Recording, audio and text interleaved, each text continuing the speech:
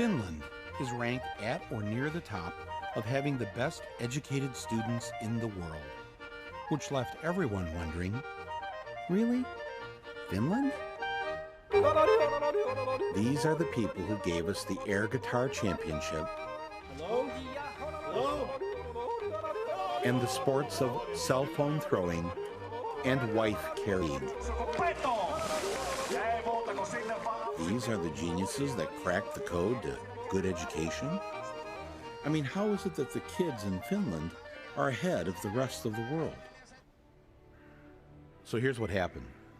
Back in the day, Finland's schools sucked on the level that ours suck on. When they tested the world's kids, both Finland and us were usually about the same, somewhere down the list of nations. But Finland didn't like that. So they tried some new ideas, and in no time, Finland shot to the top of the world. Their students were #1. How did they do that? That was the one question I wanted an answer to, and I went straight to see the enemy's Minister of Education. Before I could say anything, she blurted out their top secret. They do not have homework. Wait, so you reduce the homework you give them at school? Yes. They should have more time to be kids, to be youngsters, to enjoy the life. How many hours of homework did you get last night? About 10 minutes or something. 10 minutes of homework? Yeah. Maybe 15 minutes or 20 minutes. 20 minutes, but not so 20 much. minutes? Yeah. Well, if I would have done the homework, I think it would be like 10 minutes tops. Usually I don't really do homework that much. The whole term homework is kind of obsolete, I think. In that way that... Your homework is obsolete? Yeah. In that way that these kids, they have a lot other things to do after school. Like what? Like being together, like being with a family, like doing sports, like playing music, like reading. So they have no homework. What if all they want to do is climb a tree? They could climb a tree, yeah. They can climb a tree, then they learn how to climb a tree.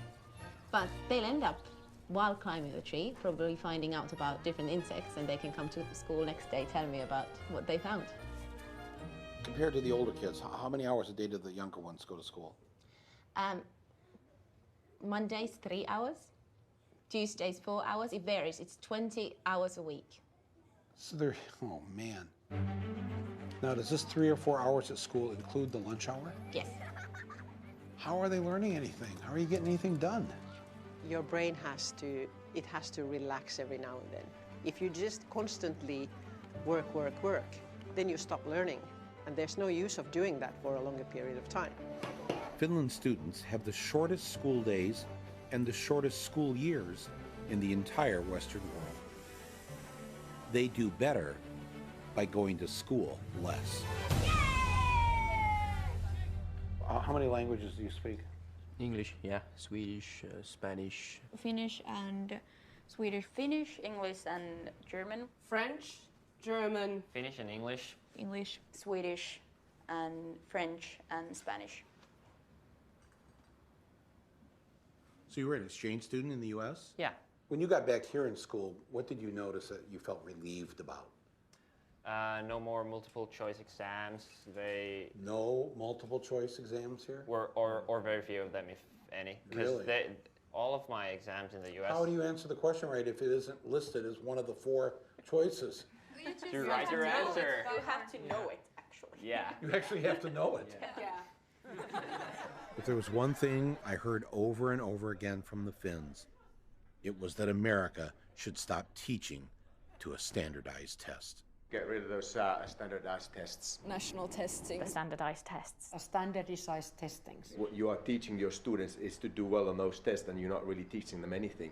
No, we are teaching them. We're teaching them how to flunk a test, and then a bunch of schools fail the test, and those schools are turned into charter schools, and then somebody makes a lot of money.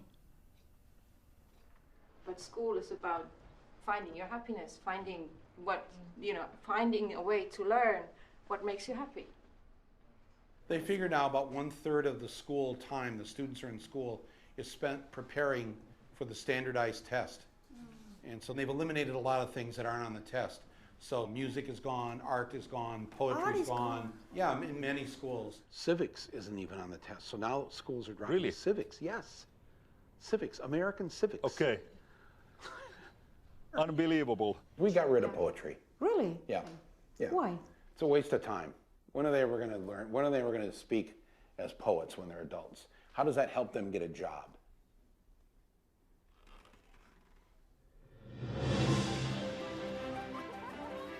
We try to teach them everything that they need so that they could actually use their brain as well as they can, including PE, including arts, including music, anything that can actually make brain work better.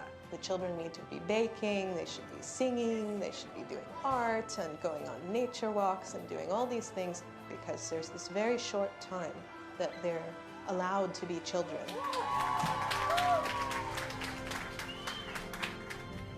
If you don't have standardized tests here in Finland, how do you know which schools are the best? And, you know, people need a list. The neighborhood school is the best school. It is not different than the school which can be, for example, situated in the town center, because all the schools in Finland, they are all equal.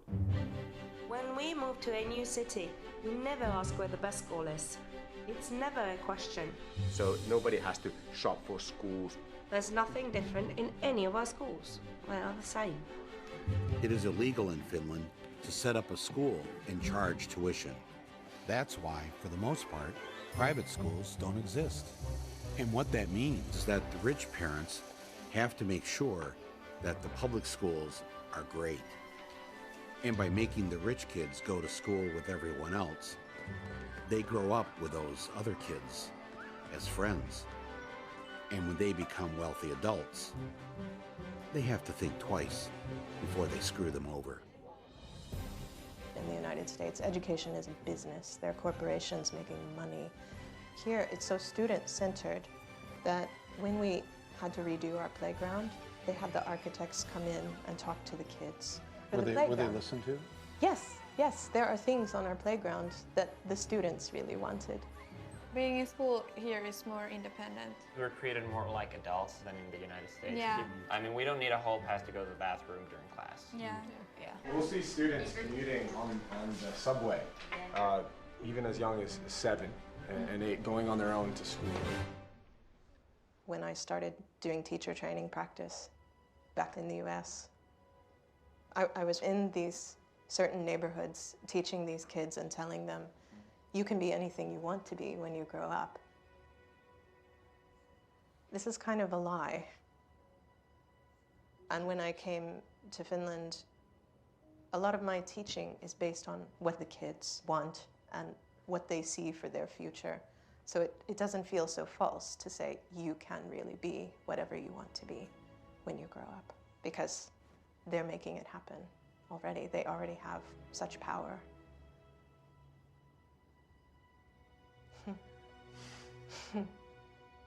That's upsetting to think about that, that our kids don't have that. That's really beautiful. It's not that we have figured out something that nobody else has done in education. That's wrong. Many of these things that have made Finland perform well in education are initially American ideas. We try to teach them to think for themselves and to be critical to what they're learning. We try to teach them to be happy person, to respect others and respect yourself. You're concerned with their happiness. Oh yeah. What the hell do you teach? I teach math. So the math teacher says the first thing out of your mouth of what you wanted these students to get out of school was to be happy, to have a happy life. Yeah. And you're the math teacher. Yeah. When do they have their time to play and socialize with their friends and grow as human beings? Because there's so much more life around than just school. You want them to play? I want children to play. And that was the principle. I'm planting the American flag right here in the middle of your school and claiming this great idea for us. Thanks for stealing it. Yeah, that's how we roll.